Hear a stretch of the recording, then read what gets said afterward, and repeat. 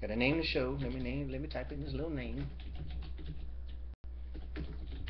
Highway to Helms, 12, 29, 10, 10, 10, 10, 10, 10. Boom. And here we go. Where's the chat? Where's the chat at? There we are. Welcome everybody. Highway to Helms. Marty's on his phone. That's how he does it. Thanks everybody for joining in once again. Special guest, longtime friend of mine. As I said in the promo that a lot of you watch, and thanks for watching. One of the most underrated guys in the business. And I've known him since I was 12, 13. At least been that long. Actually, probably younger than that. C.W. Anderson, man, it's good to have you here. Thank you so much.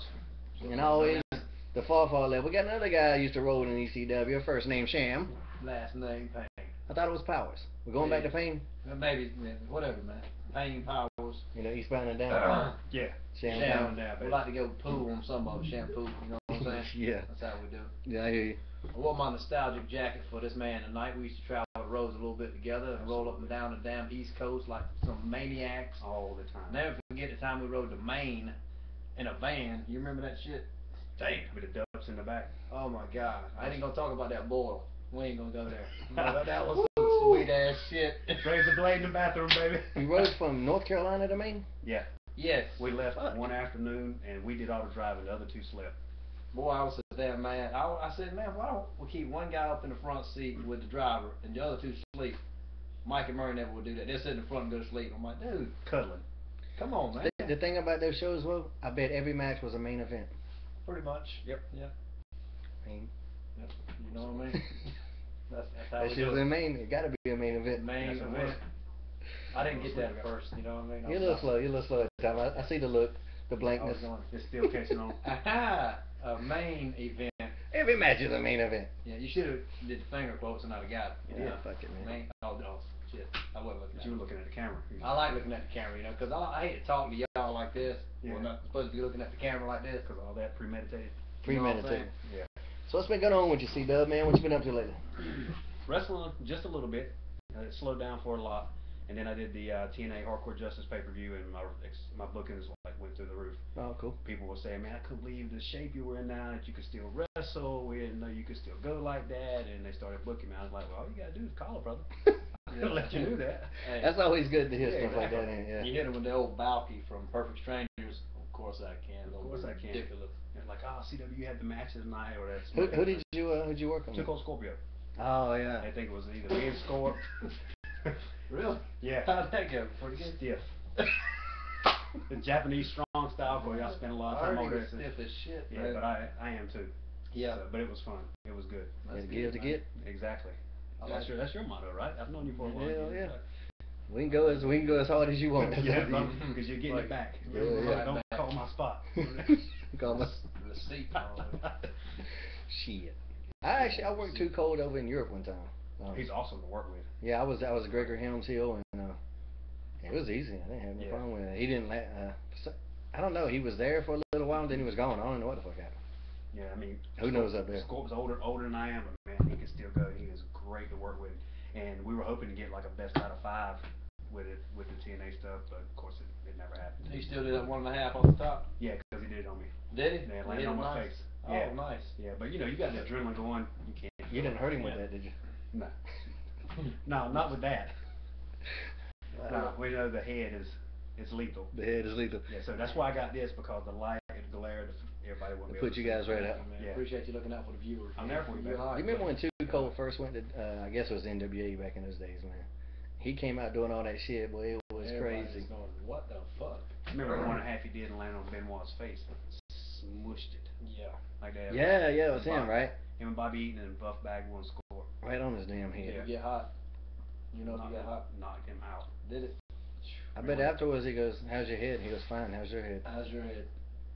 That's how it goes. That's how he sells. Yeah. So you been to Japan lately? No, I hadn't been to Japan since like '07. Their market or the economy had dropped, and they said they couldn't afford to bring myself and Steve Carino back over for a while.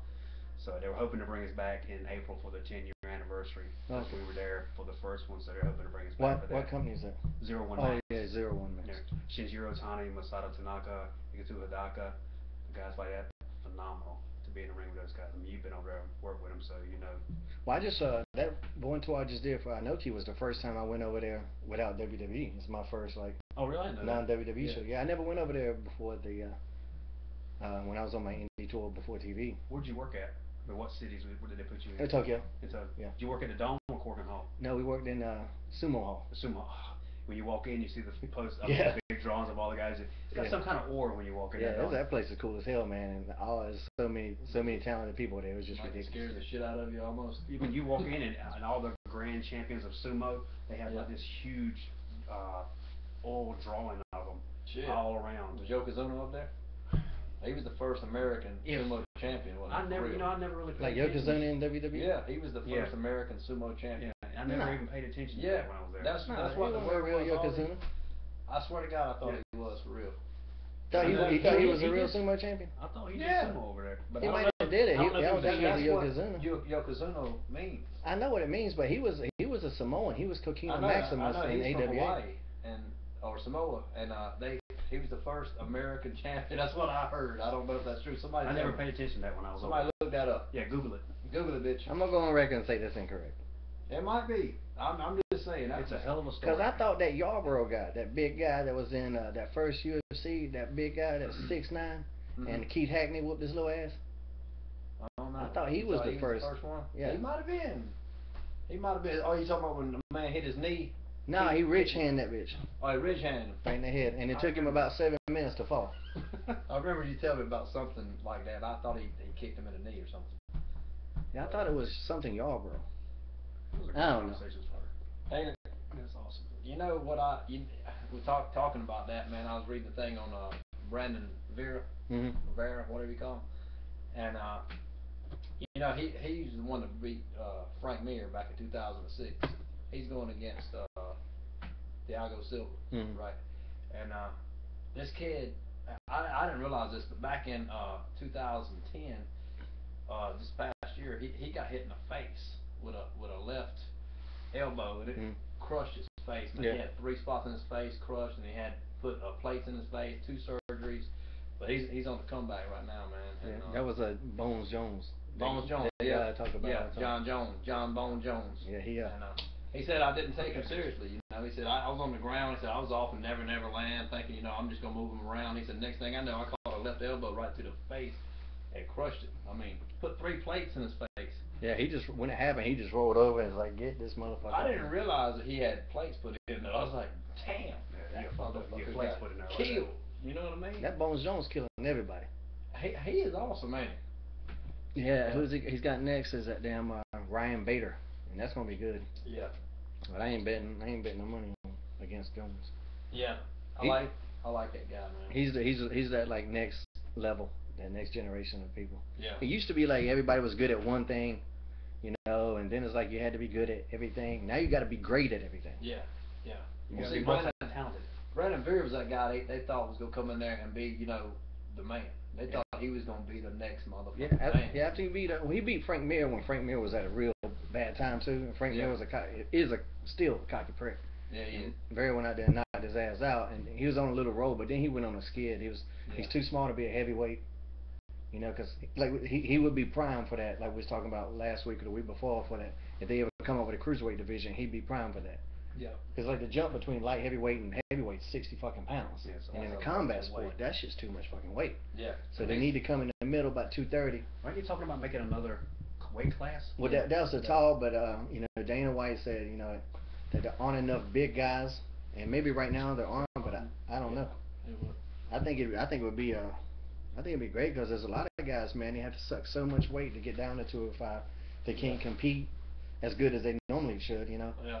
And then they're too small, And they feel weak, you know what I mean? I mean, I don't see how collegiate wrestlers do it. They lose all that damn weight, man. I'd be weak as water, man, out there trying to damn do some shit. You can't do nothing when you lose 40 pounds, something like that. You get used to a couple days or whatever it is they do. Yeah, you get used to it. I showed up one time, and I didn't know we had a match that day, and I was 5 pounds over, so I had to lose 5 pounds in that one day. And I was real lean anyway, skinny. Lean's being polite. I was skinny and fucking bones.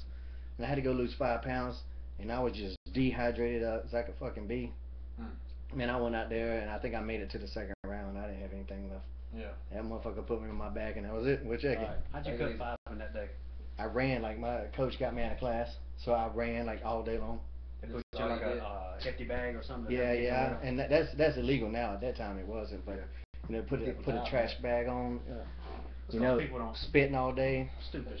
Yeah, they overdo it. You know, like them banning ephedrine and stuff like that. Yeah. You overdo it, and then you blame the drug. No, it's not drugs. People are stupid. It's like when Mark McGuire was taking. What was he taking? Anadrol. Yeah. Well, at first they just thought it was a supplement. What was the supplement he was taking? They thought Mark McGuire. Oh, ephedrine. Ephedrine. Was it ephedrine? Okay. Oh, there was something else too. Something like Anadrol, and but it was something legal, and they was banning that shit. And I was going, man, that shit is legal. Yeah. I mean, it's a fucking supplement. Well, I mean, anything you take like that. I mean, you know, the stuff I got from it was a GNC type store that was a. Yeah, you almost fucking died from some shit. Yeah, it gave me liver failure in 2 weeks. Shit. Yeah, it was called Superdrol.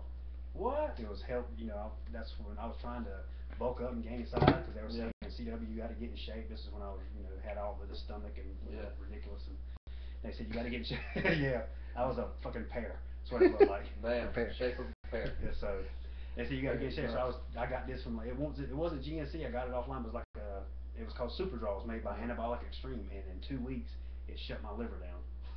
God. And anybody knows anything, when your bilirubin count should be at 1.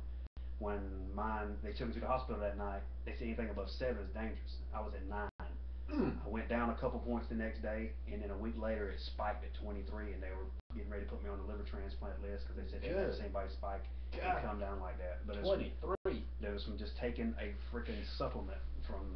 Well, how do you feel when your liver starts shutting down? What happens? I noticed because I couldn't eat. I'd eat like a half a sandwich and throw it up. I turned yellow. I looked like, as Ricky Morton saw me one day, he said I looked like a Crayola marker. Damn. I couldn't go outside. I was jaundiced. The sun hurt. I mean, it disrupted the insides so bad. And like I said, I could not eat for, I think it was like 2 weeks. I was at 255, and 21 days later, they weighed me and I was 210. If you want to lose weight, that's a hell of a diet. Yeah, that's a hell of a diet. And then they released me on October 31st. I did hardcore homecoming on November 4th. Worked Spike Dudley and herniated disc in my back. Damn, son. Because I had lost so much weight so quick. Who'd you, Kurt Angle? Yeah, that's a good. Must have been. I loved the business. That was a good couple months. Yeah, what I got paid for it was not making up for the doctor bills. That wasn't Kurt Angle pay, was it? No, absolutely not. That was like the original ECW pay. You know, I had those same symptoms that time I slept with that whore. And I was like, damn, I can't eat, I can't sleep. I was yellow, which it matched my teeth. My skin was matching my teeth at the time. But she's a smoker. Yeah, she's a smoker. Yeah, smoked a lot of crack. Yeah. She had to go burn one. Yeah, she had to burn one. How you doing? You can take a pill or a comb and I'll get rid of that shit. A pill or what? A comb. Yeah. I'll try that next time. I was just eating at a restaurant the other day, and this lady had to go. And that's how she said. She goes, "I gotta go burn one." I bet you do. And it's like she sounded like them Swing Blade. And I'm like, shouldn't you you stop at some point? Yeah. She wasn't eating them biscuits, was she? She have a scarf on where I'm gonna go burn one. Pull it down and see the hole. Yeah. Yeah. I was just talking about that yesterday with the waitress. I don't know how. I understand people in their 30s, 40s, 50s smoke because back in the day they just didn't know. But I don't understand how when you see a teenager now smoking, it's like, what fucking planet are you living on? Yeah. You pretty much can't go anywhere and smoke. Like, have you? But why? I mean, everybody knows. Yeah. It's the worst thing ever. Hey, how do you smoke? Want to be cool? Yeah. Yeah, that's what I was about to say. It's about being cool, man. It's about defying people, being defiant, man. Somebody says you can't do it. You must be an uncool motherfucker if that makes you cool. Yeah, must be. At that age, it is. Don't know. Oh, I was gonna say this too about UFC a while ago. You heard that Brock Lesnar said he don't want to fight anymore. I think that came out to be false. I think he wants to do something at WrestleMania, have some kind of participation, and Dana doesn't want to let him. Oh, because he said he wanted to do one more fight and be done with it. That's what Brock said. He said that for sure. That's what a guy said today. He was at the gym. He said, "Man, Brock's talking about he don't want to." Yeah, there was a lot of rumors out there, and I know one that came out by Meltzer was like supposed to be completely false. Well, see, that came out on UFC News. He gets the news link to UFC, and he said that came out, which it might be false, but he said that's what it said. And that said Brock wants to do one more fight and be done with it for right now. Yeah, he might be. I don't know, but he's had some hell of a fights. Yeah, Yeah, he has. I can't imagine him leaving right now. Velasquez, that son of a bitch was Two-pieced him. Yeah, he would. Boy, that knee and that damn right was nap time. But I don't see why Dana would